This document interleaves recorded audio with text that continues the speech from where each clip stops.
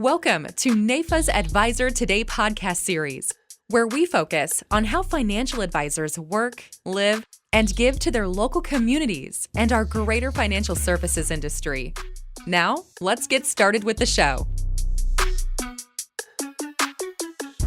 Hi, NAIFA Nation. This is one of your co-hosts, Chris Gandy, for Advisor Today podcast, where we give the voice of the advisor back to you, our listeners, and our NAIFA constituents. We're super excited about today. We're on the heels of the Women's Fly-In for NAIFA, and so we're super excited to talk to some participants from that event. So before we go there, though, Mr. Zach, who's behind the scenes, can you tell us what's right around the corner for NAIFA? Because we are on the precipice of, a monumental opportunity to participate in something called Congressional Conference. Absolutely. Yeah. So NAIFA's signature grassroots advocacy event, NAIFA's Congressional Conference, is right around the corner, as Chris said, May 19th and 20th in Washington, D.C. It's the premier event for financial professionals in advocacy. So please take a look at conference.naifa.org/2025 and take a look at who's coming as well. Maybe you'll recognize some names on there. We have a who's coming page on the site. You can recognize some of your fellow peers that may be going to this event as well, and you can plan with them accordingly. So to check it out again at conference.naifa.org/2025. Thanks, Zach. We still have slots, right? People can still come? Absolutely. Okay, great. So listen, you can't sit on the sidelines for advocacy. You have to show up grassroots. And so with that being said, those who have tuned into Advisor Today podcast in the past, you notice that we have revolving co-hosts. So we're super excited to welcome Bianca. Hi, Bianca, from our GR team to the podcast. It's so wonderful to see you, and we look forward to having you and your insight. And the word is you are a millennial. Is that true? First of all, hi, Chris. Thank you so much for having me on again. And the rumors are true. I am a millennial. Oh, okay. So we're excited to have you. And so if you would go ahead and, introduce our guest, we'll get into the conversation.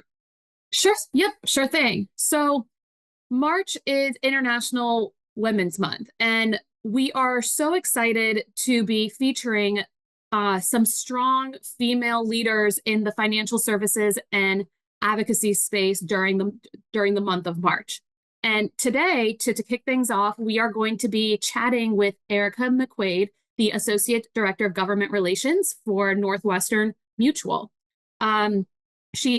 Erica is a young, dynamic federal lobbyist for Northwestern Mutual and a great partner to NAIFA. And Erica actually sat on the panel for our Women's Fly-In just a few weeks ago. So Erica, thank you so much for taking the time to be on with us today. Thanks. Happy to be here. Thanks for the introduction. Of course. Erica, we were just talking. We are also in the midst of March Madness. And the word is that even though the Northwestern Mutual's in Milwaukee, that you're a fan of a different team. Can you tell us a little bit about the team you might be a fan of? Yes, I went to undergrad at UConn, University of Connecticut. I'm born, raised in Connecticut, lots of UConn pride. And as you mentioned, my company is based in Wisconsin, specifically Milwaukee. So a lot of my teammates root for Marquette. So there are some healthy rivalries on our team, but usually UConn prevails. So I can rest on that. You've got tradition and history on your side. They've got a wonderful program, both men and women. They produce leaders, they produce winners. And so I'm assuming that you're a product of that UConn experience. So let's have some dialogue. So you recently went to the Women's Fly-In in DC. Can you share with us a little bit about, that experience for you? Was it the first time you've gone? Or have you gone before? And just share with us some of the things that you did while you were there in this type of fly-in. Sure. So Northwestern Mutual has been proud to support the NAIFA Women's Fly-In for the past several years. Actually, since its inauguration, we handpick a group of really fantastic young leaders in the field from our advisor base and bring them into DC in partnership with NAIFA for this women's fly-in. So we've been happy to support the effort. We think it's really important to get women exposed to the political world and to political advocacy right in the heart of things here in DC. So I've been lucky enough to help facilitate our field force getting here and making sure that they have a great opportunity to see firsthand how valuable advocacy is to their business and to their ongoing practice. And then on the flip side, I get to help shape their experience here. So like Bianca mentioned, I helped prep the group by sitting on a panel that explained how the day would go on Capitol Hill and making all of the women who were largely first timers to this feel really comfortable and empowered. So give us some insight on why advocacy is important. Why is it important that people that are listening to this podcast actually show up? I mean, can't I just send in a letter saying, hey, I want to support you? I mean, why is it important to actually physically show up? I think there's a few different reasons. So I think the physical presence, that face-to-face connection is really invaluable. Of course, constituents for their lawmakers, their House and Senate representatives can send letters or, dial in for phone calls, but they get that kind of outrage all day, every day. But being able to be in person in DC or even in a local district office and sit down with your member of Congress or their key staffer and explain what advisors do day to day, both the emotional component, the ability to help folks grow their dreams, their business, their families, and plan for the future.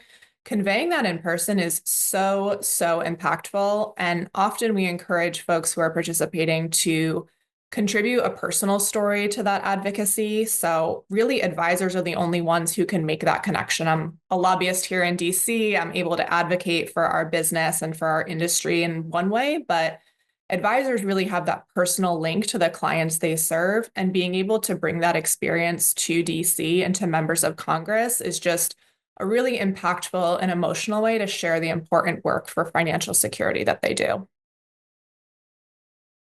So interesting. So you're actually located in DC. I am. I'm based in DC, and I often help facilitate our Northwestern advisors coming to DC, and then also in partnership with NAIFA and other trade associations, making sure that we have folks participating throughout the year. So I'm sure people are wondering, how do you get into lobbying, and how do you get into lobbying for an insurance group? I mean, that's a pretty unique pathway. And I think, many people are trying to figure out their way. Since COVID, things have changed. The industry, I'm going to talk a little bit about why this industry is unique in a way, but we'll talk about the opportunity there. But talk to us a little bit about just your path, right? Of how did you get into lobbying? And then how did you get into lobbying for insurance carriers or for financial services? Sure. It's kind of a bit of a meandering path, but I can honestly say this is like my dream job. I have so many friends that, when we get together, kind of complain about their jobs or grouse or, aren't quite on the path they hope they would. And I always have to kind of sit back because I truly love what I do and feel so lucky to be in a position where I enjoy day to day everything that I get to do in terms of lobbying and grassroots. But like I mentioned, I went to University of Connecticut as an undergrad, and I was lucky enough to be in this really niche program that they created the year I was there called the Special Program in Law, which was a UConn honors program subgroup with 10 of us in it. So we were on this kind of really specific path to kind of immediately go to their law school or any other law school. We took a lot of law school classes as undergrad, special seminars, all sorts of preparation. I really, really thought I was going to be a lawyer. But my senior year of college, I ended up interning at a state lobbying firm in Hartford, the capital.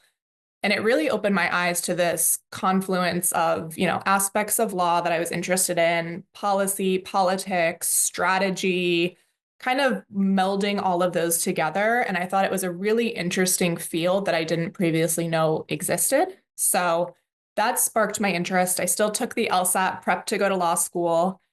But at the end of that internship, I moved down to DC with my then boyfriend, now husband. We started a life here. And I thought, I'll make a run at this. If I can get into government affairs in DC, I'll follow that path. If not, I can always go to law school like I planned. And I've really just worked my way up here in DC into this government relations and lobbying world. Before Northwestern Mutual, I worked at a trade association called IRI, the Insured Retirement Institute, which deals with retirement plans and broker-dealers and annuities. So kind of a tangential field to insurance and life insurance. And then I moved over to Northwestern Mutual about 7 years ago. So 7 years at Northwestern. Wow, congratulations. I mean, this industry is we don't see a lot of the faces that are behind the scenes. As a career agent, many years as a career agent, you don't see all the moving parts. You only see perhaps your general agent or your other advisors who you're working with day to day, or your sales director or your regional director. You don't get a chance to really see what happens behind the scenes. So thank you for the work that you do. You make it easier for us to actually have products and services to actually help our clients become better versions of themselves financially. So let's talk a little bit about there's a lot of moving parts now in DC. But let's talk a little bit about we are on a historic times of the tax jobs at TJCA, and that is we are where you are there. So I'm gonna go to Bianca to talk about kind of some aspects of that, and just how lobbying at this point has become part of us being able to tell the conversation to our clients, communicate with our clients that, there are things that are going on that we need to be aware of and how it can impact them, right, in their retirement. So Bianca? Yes. Hello. Yes. So with the Tax Cuts and Jobs Act, I feel like that that has been an issue that it's been everywhere as of late, and it was a major talking point at our women's fly-in a few weeks ago. And so I think rather than hearing it from me, I think I personally would love to hear you Erica, kind of give us a very general history lesson as to what the Tax Cuts and Jobs Act is, how to come about, and where are we today on it. Sure. So in 2017, the Tax Cuts and Jobs Act was signed into law after a very truncated period where the law was drafted, released, and voted upon. I think it was 50-something days, if I'm remembering correctly. And that was largely because Republicans controlled the House, the Senate, and the presidency at the time. So they were able to put some special measures in place that allowed this law to be fast-tracked, similar to the situation we see today in terms of Republican control of all of these levers of government. But in 2017, the Tax Cuts and Jobs Act did a lot of, I would say, good things for the business community in terms of reducing regulations and burdensome taxes and increasing limits for certain aspects of the tax code for various aspects of businesses. But interestingly, for life insurers in particular on the company side, they were used as what we call a pay for, or a way to raise revenue to offset all of the benefits that were given to the majority of the business world in terms of tax cuts. So we as an industry have been really strong about the messaging to lawmakers saying, 2017 was a bit of a mixed bag for us. We had some great business aspects for a lot of our individual advisors and producers, but on the company side, there were some huge tax hits to the way that companies were able to deduct their taxes.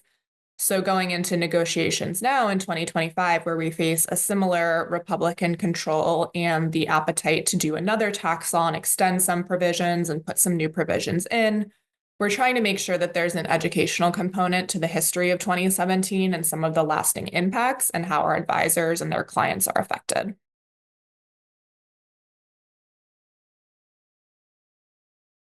Very interesting, very detailed. I think most advisors, we know enough to be dangerous, right? So Bianca mentioned it. So where are we now? So I know we know it expires this year. Mm-hmm. Those out there who don't know, it expires this year, right? What can we as advisors do to make sure that the voice of advisors are being heard by our elected officials, and also that that our clients are understanding that how it's going to impact them. So it's kind of a two-pronged question, right? The first question is more along the lines of what can we do to get our word out to lawmakers about, like you said, our stories, things like that. Do we show up in district? Do we show up? Do we write letters? Do we schedule meetings with our local congressmen? Do we come to DC? I mean, kind of give us some flavor for that, so that people that are out there can keep some notes and they can say, okay, I can at least do this. Mm-hmm. Right? We want you to do them all, but they can at least do. We're all checklists. So we're like, okay, we can do that. Yes, no, can't do this. Maybe a little bit of this. I think everyone out there is trying to figure out what can I do and what's going to have the largest impact. Absolutely. And I think for anyone interested in getting involved, the first place to go is to NAIFA and to trade associations that you may be a member of, both at the local and the federal level. I think in terms of education, in terms of opportunity for advocacy in varying degrees, NAIFA is a great source to really start that process, whether you are a seasoned advocate or someone just looking to get involved.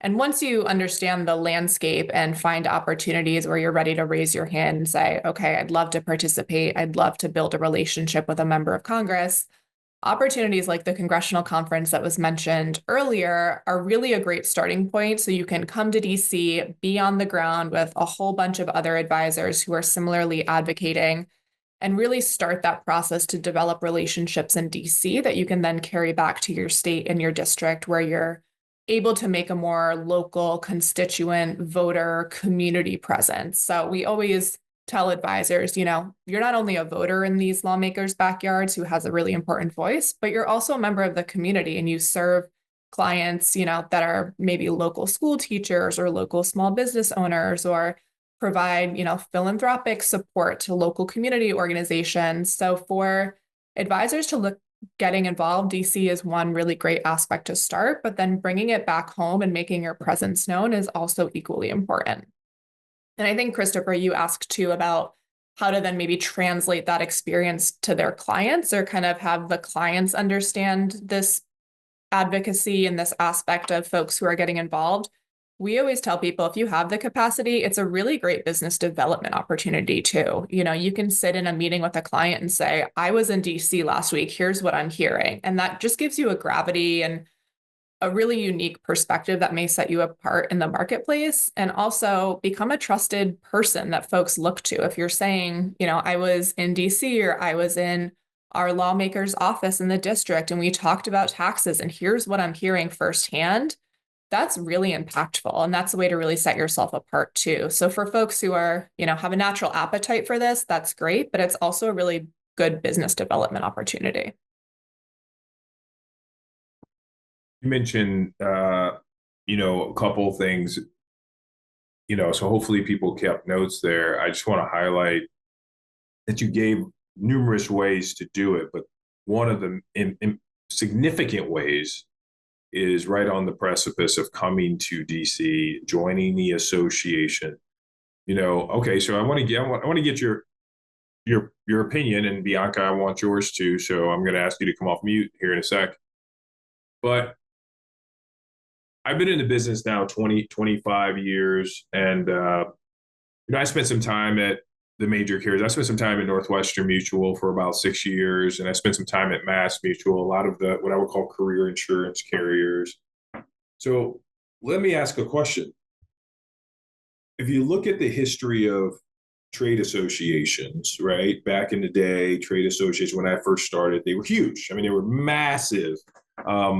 To give you some history, Eric, I was in a group with Al Granum and those guys as kind of a study group, because I'm here in Chicago, and I remember seeing them come up and those guys, and it was kind of like, oh my gosh, they were like godfathers or whatever maybe in business. But in the industry now, though, we look at it, trade associations some are still strong, right? And others are I would say, not as many people are joining, right? And so When I started, we were voluntold that you had to do it. It was like not negotiable. Like you have to do that, But as the world has evolved, give me your aspect. And Bianca, I'm going to ask you the same thing is where are the people at? Like, are they joining trade associations or still, or are they, are they, like looking on this, like what is happening? Because I'm looking at the trends of not just financial services. This is just as a whole, but a lot of trade associations aren't getting the hype that they used to. So tell me from your aspect, tell me what's going on. And I'm going to go to the millennial to tell me, because she probably knows exactly what's going on, but I'm clueless because I'm an old hag. I will say from Northwestern Mutual's perspective, I can only speak from our kind of internal company viewpoint, but we do a lot to support our advisors becoming members of trade associations. We're constantly getting NAIFA and others in front of our advisors at different like regional and internal conferences, giving speaking roles. We're providing incentives. Like we internally support folks coming to the congressional conference by paying for their transportation and giving them a stipend. And we at Northwestern Mutual try and make it an easy yes for folks to sign up, whether that's, a financial hesitation or information. We're constantly partnering with NAIFA to get information out about conferences and ways to get involved, like the women's fly-in too. So I will say we're trying to make sure advisors are aware and on a glide path to join. I'm not sure if other companies are doing the same, but to the degree that we as companies can be supportive of advisors having an easy yes to these memberships, that's something that we really prioritize. But I will say, I think perhaps to your point about generationally or just trend wise, folks get their information from so many different outlets and sources and platforms at this point. So here's speculation. Maybe folks feel like they've got what they need or they're getting information, but I would really encourage people to dial in on trade associations because folks like NAIFA are really tuned into the issues that are going to directly affect advisors and their clients. You're not filtering through a mass generalized source of information and trying to figure out how this affects the industry. You're really getting the frontline information and then actionable steps you can take just from one clear source. Bianca, would you like to give your insight since you're seeing it from a NAIFA perspective, right? You're seeing you're even just the time you've been with NAIFA, right? You're just seeing the trend. The realization is our industry, Eric, our industry is older, right? I mean, that is the majority of people in our industry. Yes, there are younger people coming in, but there's more exiting than there's coming in. That's a statistical data over the last 10 years, and there's a study out now that shows that there's more and more exiting than that's coming in. So how do we get people back into the association stuff? She just mentioned they've got incentives. Like, unless she had, Erica didn't say that there's a limited spot. She just said that, okay, so I'm sure there is, but we see that some scholarships are actually that even NAIFA offers that we still have them, right? And so we're like, wait a minute, like, why are people not coming? So I'm looking for more of like, and Erica, thank you. I'm looking for really, what do you see as a trend? Like, what's happening, and how do we get people who's listening to this podcast, who's not a member, to say, I should maybe consider that? Sure. So I think so something about I guess like this millennial generation or the younger generations, I feel like we have seen just so many monumental events and shifts just like of society, whether it's whether it's from like a political standpoint or an economics standpoint. I feel like one thing about millennials is we want people that we can relate to. And in the trade association world, one thing that I think NAIFA has is so many amazing tools and resources to outreach to these younger generations.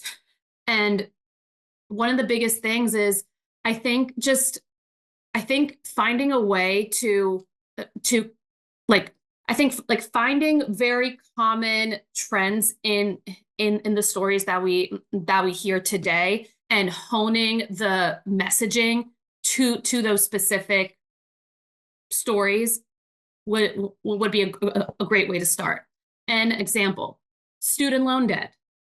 That is a huge topic of conversation. Like I can't tell you how many of my friends, they've been, they've been consistently employed since we graduated from college, and they are still sitting on on this pile of debt, not knowing how can I tackle it?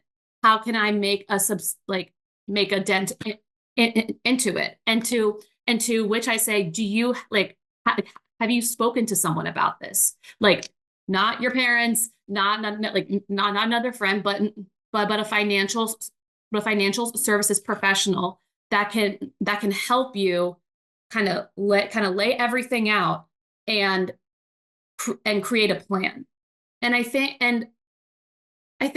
there is a little bit of skepticism from these younger generations in that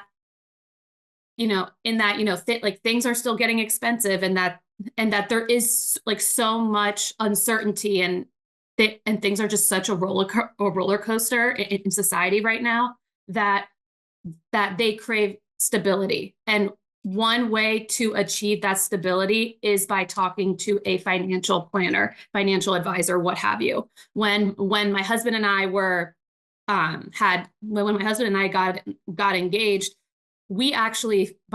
I found our financial advisor through NAIFA, and he's still our advisor to this day. And truth be told, if I didn't have NAIFA, I don't know what our financial plan would look, or what would have looked like. I don't know if we would have, been able to reach the milestones in our portfolio that we would have wanted to. And so I really think that tapping into a trade association like NAIFA and finding people that this is their job.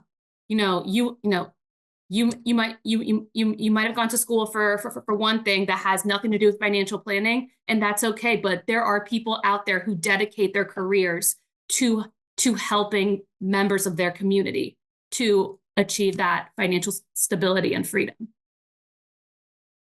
Bianca, you give some good insight there. Never thought of the narratives. That's what I'm going to say, right? The narratives that are interesting to different generations that impact them the most, right? If I'm talking about, if I'm talking about retirement, that younger generation may disconnect. The Gen Z, the Gen Y may disconnect because it's so far away. I can't even wrap myself around it because I'm just drowning in debt, right? That type of thing. As for people having kids, the same thing is we're talking about retirement, or let's say legacy planning. And Right. they've already done that, and they haven't done that yet, and it's still so far away. But before you know it, it's here, right? They have of raising kids, right? So there's a lot of different changes, I think, that the associations have to make to adopt their communication to the narratives of the interest of the people that are there, right? And that's part of the evolution. But it came on us quick because of COVID, right? COVID happened, and it was like, all right, everybody changed. No one's meeting in person anymore, and if we do, it's an anomaly. It's the off session versus the on session. So, Erica, you mentioned you've been in DC. So how did you pull off the lobbying in DC when COVID was here? And then how did it change the way in which advocacy shows up and people can show up? I mean, you were in DC. People weren't seeing people, so you weren't showing up on Capitol Hill. You weren't doing a fly-in. You weren't doing a lot of things.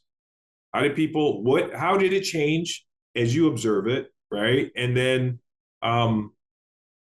yes, the impact of that, is it still as strong? Is it stronger now? How did you go about doing business during that period of time, specifically with advisors or whatnot, your role in lobbying? Sure. I think it opened up some new avenues for communication and for relationship building. So we as a company pivoted in 2021 and 2022 to doing a quote unquote virtual fly-in. So we typically do regular fly-ins where folks, literally fly into DC and do meetings on Capitol Hill, as we're all familiar with. We pivoted to a virtual format. So we set up just numerous Zoom meetings with members of Congress and their staff. And that was how we did outreach and advocacy during the pandemic. And I think that has been really helpful now in broadening folks' ability to connect. So, we still do company fly-ins. We still encourage folks to participate in trade association fly-ins now that we are able to go in person again. But it just offers us opportunities throughout the year to also maintain those relationships through Zoom, through a quick touch point, and make sure those relationships have a healthy continuing cadence. So Zoom and other virtual platforms really just open the door to have one more aspect of communication and advocacy that's carried on to today. And I think that's something that's really healthy.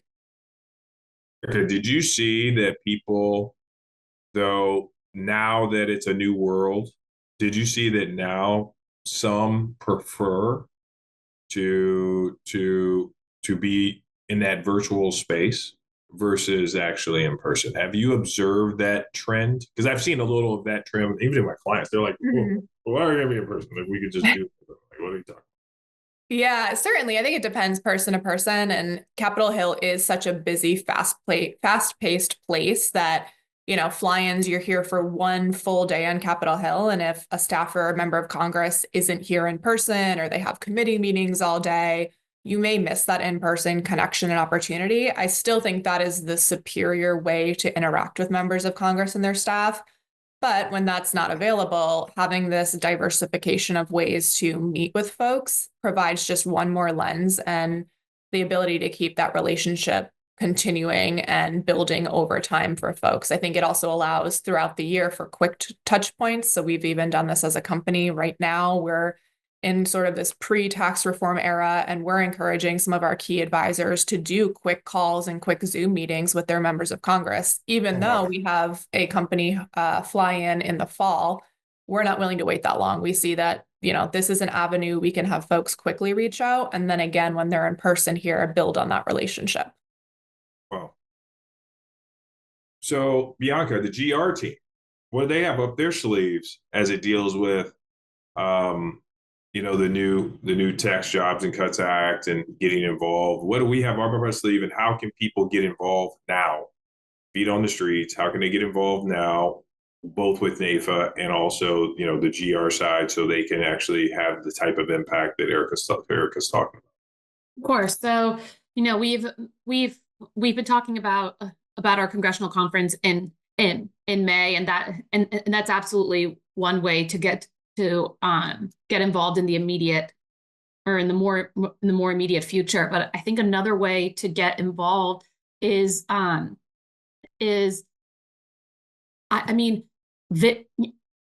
truly visiting the district office. Yeah. So it's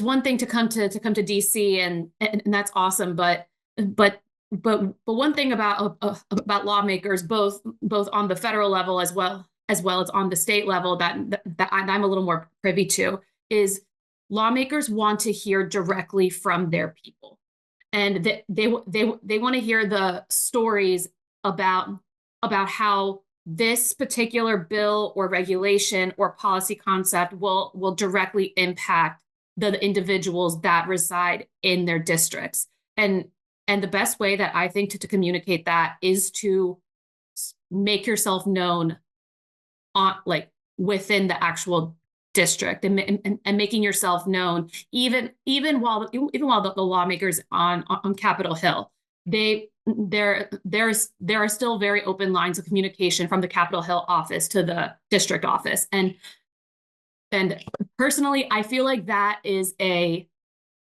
resource that's not as tapped into as it really could be.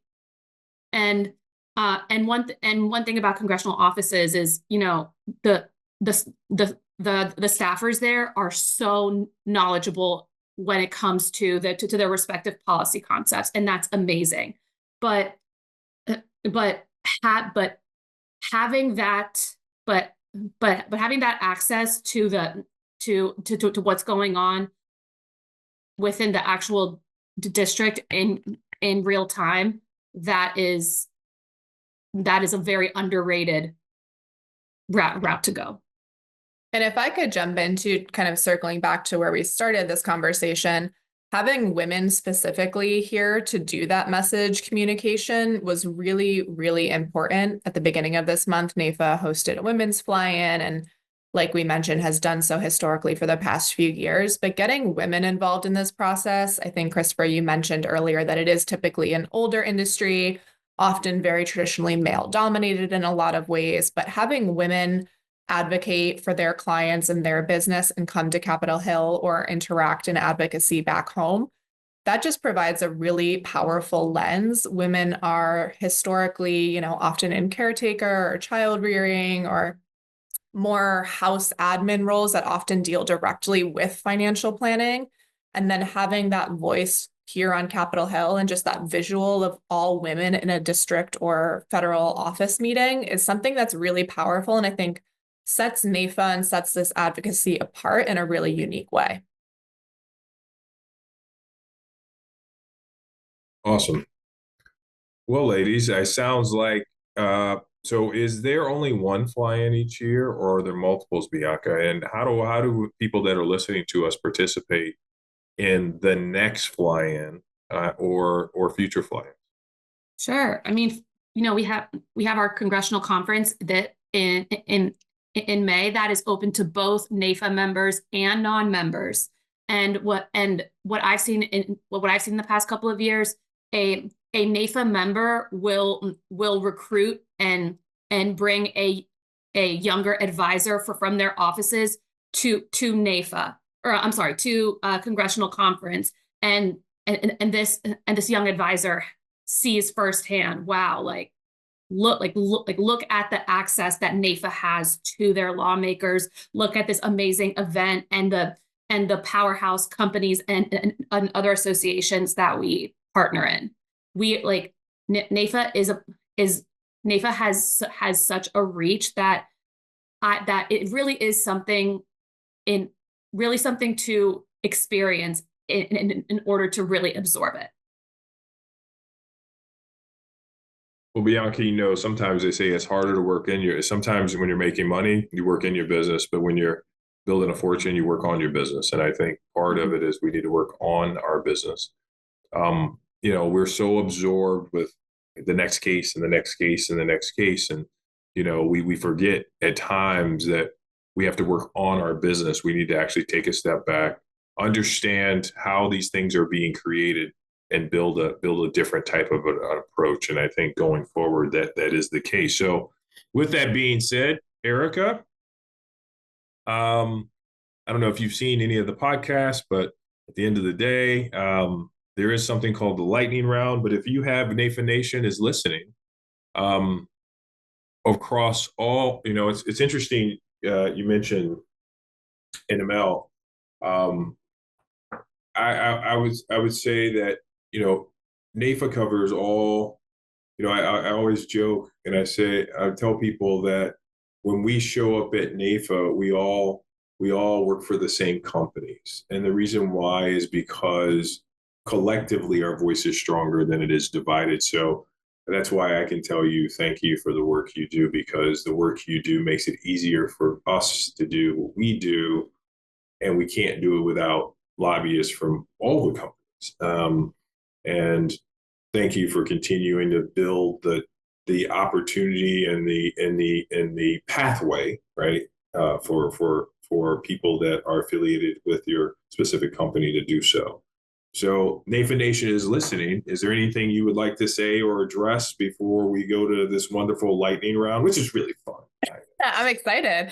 I think I would just really bring home what we've been talking about in terms of thematically ways to get involved. So if folks are listening and intrigued, or maybe have that political bug or appetite, or at least have some sort of interest, just take that first step. Reach out to someone at NAIFA, pull up the website for a congressional conference, reach out to someone in your office that you know is already a member of NAIFA, and just grab coffee and maybe see what this is all about.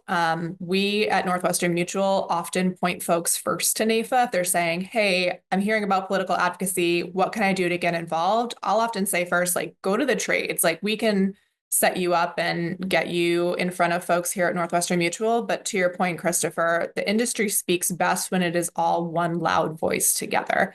And I think NAIFA does a really good job of getting a loud voice behind all of these advisors who come together from across the country to Capitol Hill, to state capitals, to really have that impactful mission and spread that amongst the lawmakers who really need to hear it. And I think, you know, myself as a federal lobbyist and advisors who participate in this process, we're really educators. You know, lobbyist often has kind of a negative connotation or some sort of, you know, overly strategic and self-serving viewpoint from folks who don't understand how it functions in this world. But I see myself primarily as an educator. You know, life insurance and the financial services world can be so niche and complicated. And for folks who don't deal with it every day, they can often confuse concepts or not fully understand all the good that's done. So I often see my role as just educating folks about how life insurers and other advisors serve their communities and are really a lifeline for families and for businesses. So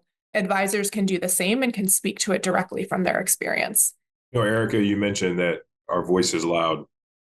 Here's an experience. I showed up. I was going to be one of the people that the Senate Finance Committee, one of the committees was in DC, and they have prepped me for some of the DOL stuff.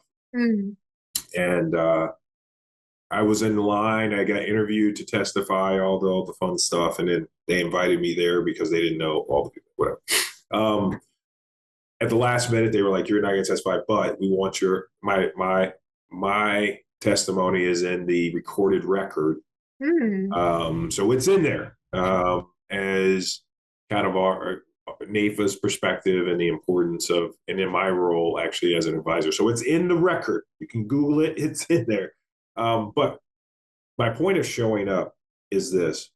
When we got to the hearing, to the meeting, right, there was a line of red shirts all the way down the hall. And the people that invited us said, "Oh, that's AARP." You know, they show up and they try to take all the seats. And I was just thinking about, like, visually, I'm like, wow, aren't they like retired? Like, what is the story here, right? But no, she's like, they're loud, and they want their voice heard, and that they make sure they even have people standing outside, like with these red, and they're all unified, right? They have these red shirts on, AARP, and then when you would see them on C-SPAN or whatever, all you see is the red shirts behind them, right? AARP, right? And so it was really interesting to me to understand that it's not just the voice, but that voice was being heard loudly because even the people in the meeting were like, "Oh, that's AARP." Like they always show up, right? And so we can do a better job.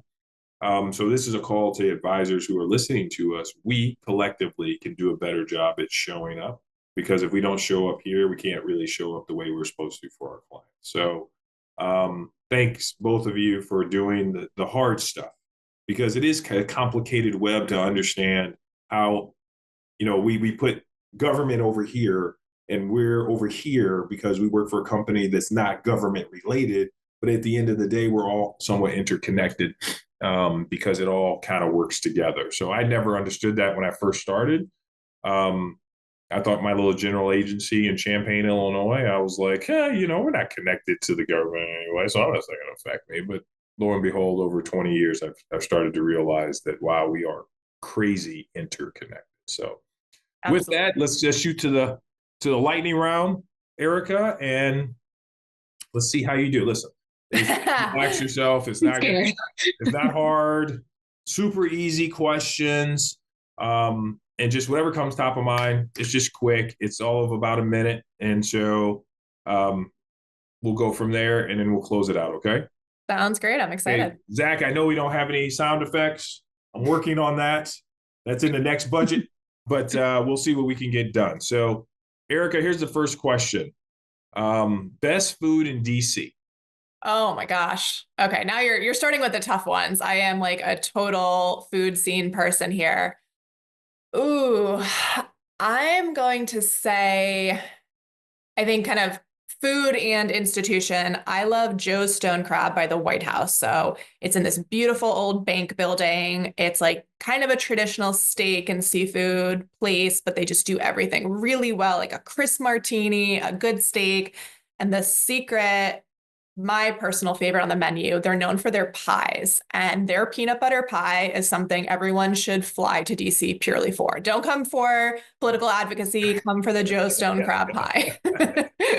Go to the pie. Okay, so I thought I was gonna say my default was you can't say Old Ebbitt's Grill. Like you can't. This is actually like right next door. So yeah, avoid that. I mean, they're an institution too, but this is way better in my opinion. All right, so a must see when I come to DC. I love kind of, there's always the Capitol is the focus for a lot of folks who visit, but right alongside the Capitol are two places that I love. So there's the National Botanical Gardens, which is right at the base of the Capitol. So easily walkable for folks who are doing Capitol Hill meetings, but it's just a beautiful space. It's not overly large, but just some beautiful floral and tropical and all sorts of climate collections, indoor and outdoor. So that's a fun stop. And then the Library of Congress too. I love all the museums, but the Library of Congress is just so beautiful and historic and really special right off the Capitol complex. So I've always wanted to go there and never had an opportunity to go. Oh, you can just pop in. It's easy. I really want to go to that. All right. Advice you would give to your 20-year-old self, or you're just starting in your career. What advice would you go back and give yourself at this time?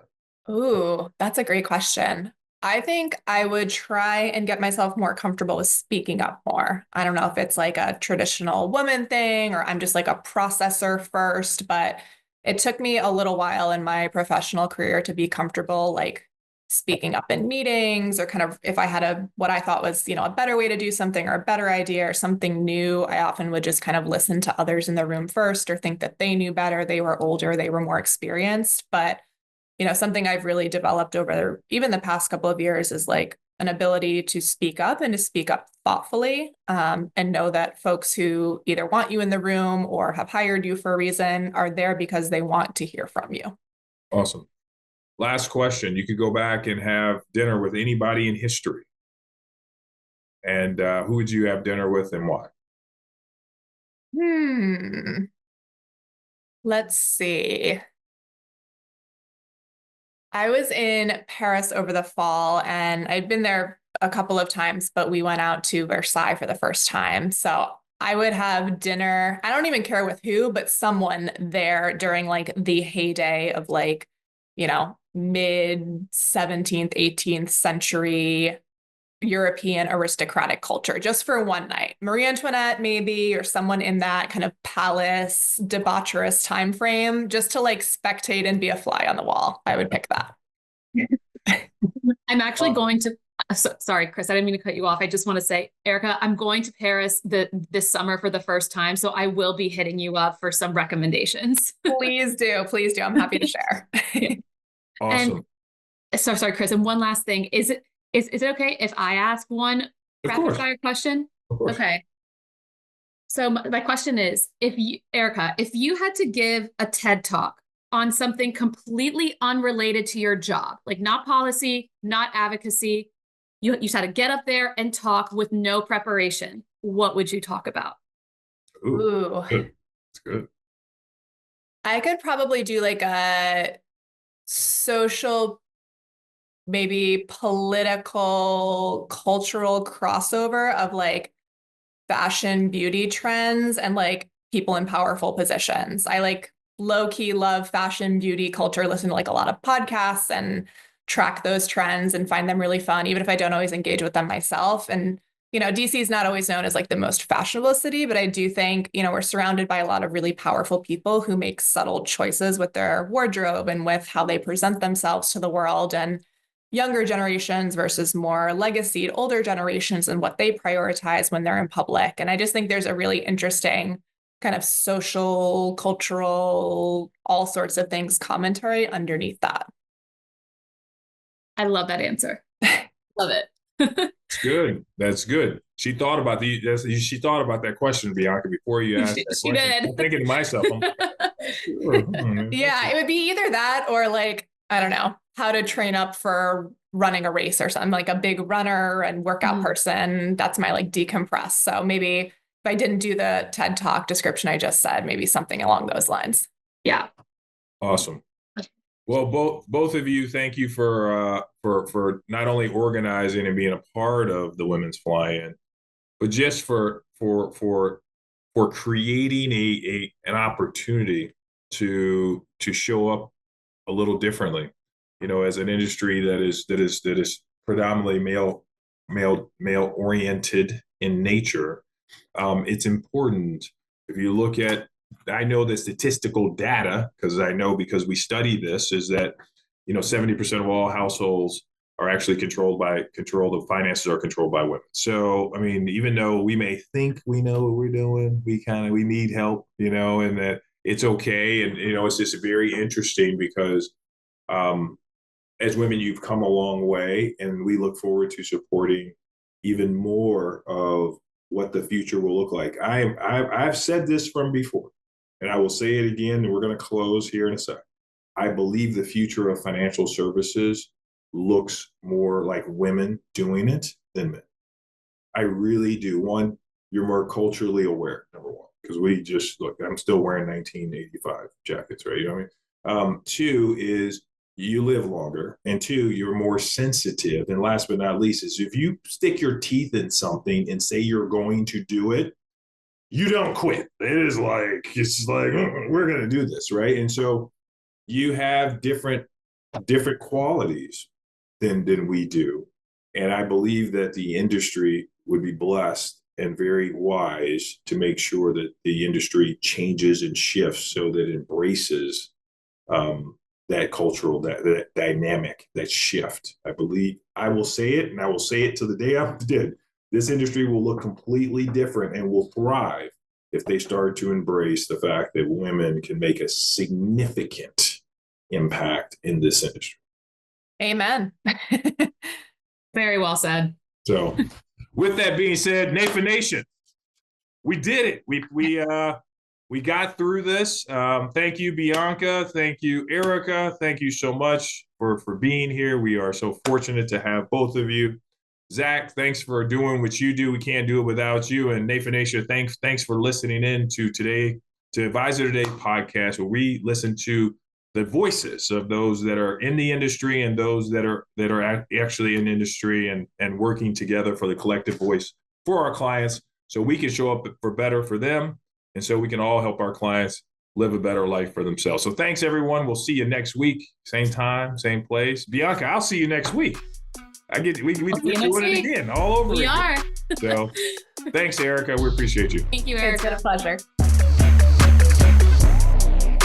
Thanks for joining us for NAIFA's Advisor Today podcast series. Make sure to subscribe to get future episodes. And if you're interested in coming on the show, let us know.